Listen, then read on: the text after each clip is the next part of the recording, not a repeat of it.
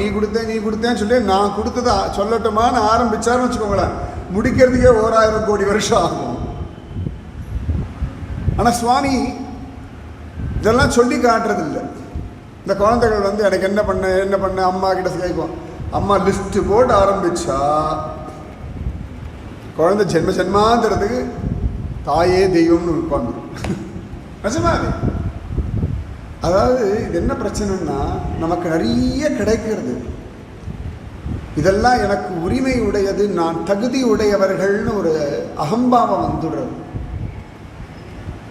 I am entitled, எனக்கு அந்த தகுதி இருக்கு, எனக்கு இதை கொடுக்கணும் அப்படின்னு ஒரு திமிர் இருக்கு. என் தகுதிக்கு இவ்வளோ கொடுத்துருக்கியேன்னு ஒரு நன்றி இருக்கணும். என் தகுதி என்ன, நீ என்னை எந்த நிலைமையில கொண்டு வந்து வச்சிருக்காயின்னு ஒரு நன்றி உணர்வு வந்தால் தெய்வீகம் புரியும்.